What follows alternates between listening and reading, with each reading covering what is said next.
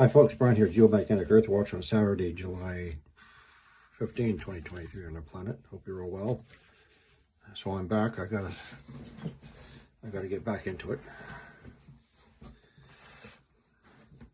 Tell you about my trip later. Anyway, I just want to go over a few things.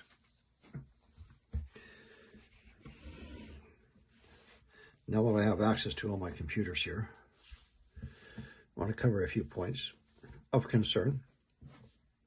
First, Romania, 2 separate epicenters, spaced apart, magnitude 4 earthquakes at 750 kilometers deep. So our deep earthquakes normally happen at what's called the mantle transition zone, a transition of the mantle between 410 and 660 kilometers deep.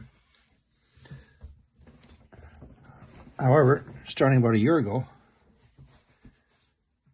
deep earthquakes have been showing up at 750 kilometers deep. Let's see, Upper South America region, one off the coast of New Zealand, south coast New Zealand, a few below Indonesia, and I may have missed a few. So this is a new thing that's happening now. Earthquakes at 750 kilometers deep. Obviously, this tells us there's changes taking place below our feet. This should be noted. Romania has been slowly picking up in, seismic activities.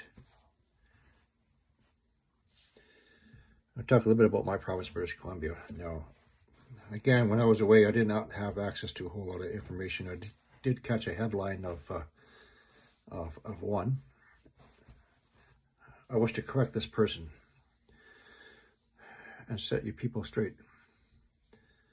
The headline of 1/3 of all of British Columbia is on fire is exaggerated fear porn to get viewership. That's all it was, period. I just finished driving approximately 800 kilometers through various regions around central British Columbia. Yes, indeed. Some areas are completely covered in smoke. My Rocky Mountains couldn't see a damn thing.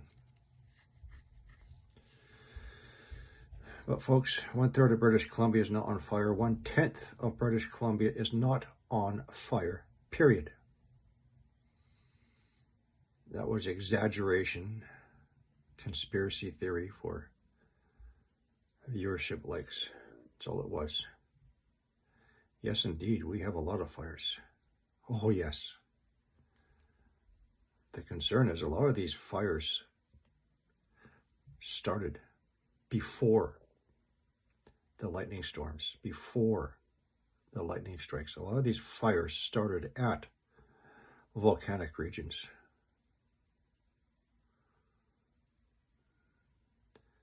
Now, I would suggest that if someone is using, for example, NextLab satellite and radar, and all they're doing and all they do is use infrared, that measures the irradiance of heat,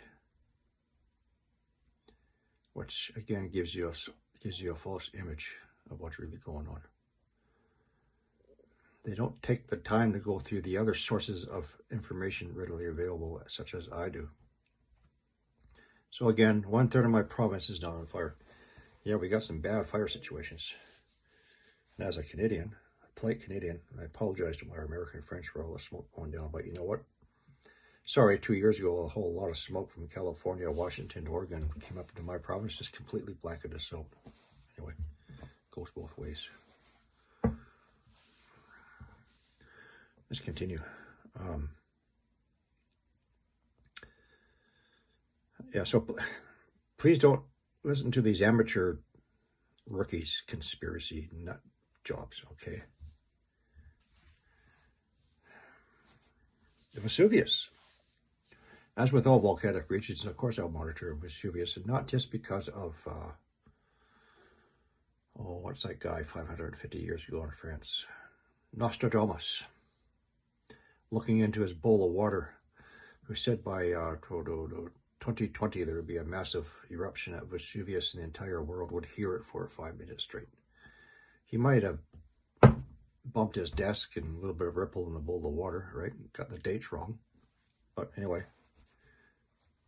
if I see a single heat anomaly like way off, somewhere around Vesuvius, 20 kilometers away, I ignore it, right? But today when I see 3 hot ones, each one will give you a temperature in Kelvin.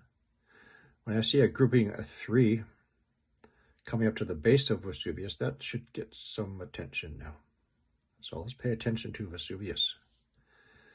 Let's move along to the Canary Islands, La Palma. So I went through a good majority of the hotspot heat indications, the satellite acquisition times, and it would appear that the fire started at around 4 a.m. at the bottom end of the slope of La Palma. Not at the top, at the bottom. And it would appear that the fires were progressing up the slope while the wind was coming this way. So it was not a case of the wind blowing embers up the slope. No, I'm sorry, because the wind was going in the other direction. This fire all started in one day. That whole big thing. Poof. Alongside of creeping up a volcano. What do you think the ignition source was? I checked the webcams in the area, including on top of that volcano. Going back before the fire started. Clear sky, no weather, no lightning.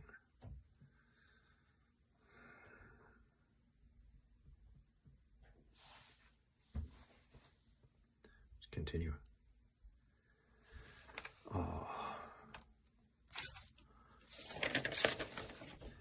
Back to Canada, the fires in Quebec. People, I want you to use some critical thinking, okay? Please, I beg you. The head suspicious observer on his live Q&A today was so sure that the fires in Quebec were all planned arson attacks. And even he doesn't have enough critical thinking because he looked at that one video which misleads a lot of people, the one video from NextLab Satellite and Radar. Now, during that imagery where he kept on going back and forth, that was about a 12 to 24 hour period, back and forth, and does not show the exact, every fire all starting at the same time. There's a lot of people out there really lack a lot of critical thinking and intelligence. So I ask you, please think about this. You're going to transport large amounts of accelerant to the far reaches of Quebec, where there are no roads, where there are no trails, and you have to zigzag through a whole lot of rivers and streams and lakes big and small, to simultaneously set all these fires off with a great many people. How are you going to get into all these areas when you can't get there by wheeled access? And hey, critical thinking people, even if you can get in, how are you going to get out once you start all these fires? Are you going to have squadrons of helicopters dropping in lots of people with their accelerants to set all these fires? Is there any flight track records on that day? Huh?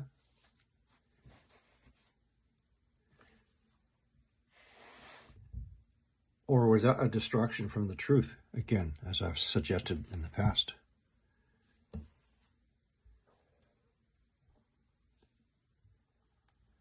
Second, Quebec fires. They're still flaring up in other places. Are you trying to tell me that there's a ongoing coordinated terrorist attack on my country with military precision setting off all these fires?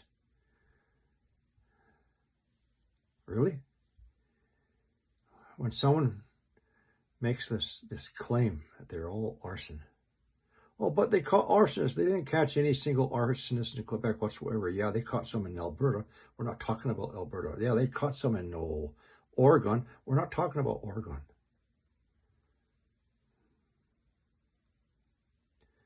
To make some wild claims without one single shred of evidence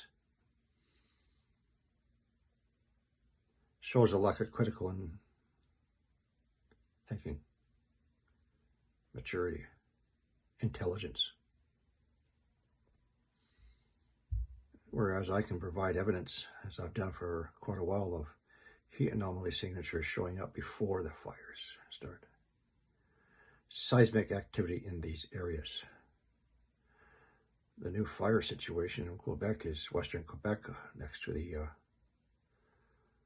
Hudson Bay, where we've had a series of earthquakes where we normally do not have earthquakes, including the 6.2 earthquake in far northern Quebec and other areas.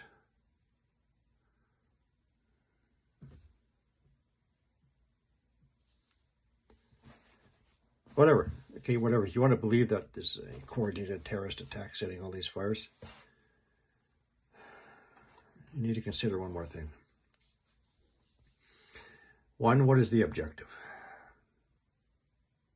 Two, if you're going to devote such resources and manpower to set up all these fires, and you know what, go back to the beginning of other satellite imagery and see how wide some of these fires were when they started. I'm talking about 20 kilometers wide. That's a lot of people setting fires off simultaneously, and I'm talking about multiple locations. Next, why is critical infrastructure not targeted? Okay. Some people are really losing it, all right? In my opinion. Wackos. So anyway, just want to go over a few things. I'm sure I missed a whole lot while I was away. Wildfires in British Columbia, yes, and yes, it's getting bad, and yes, we have another 3 to 4 months at least. And again, a lot of these fires started at all the volcanic regions before the lightning strikes. Before the lightning strikes. I was at one of those areas, or just south of the Wells Gray volcanic field.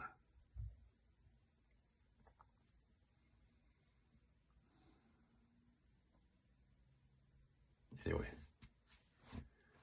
I think that's about it for this talk. I'm going to be up for a while longer, going through, see what I missed. I'll see you later.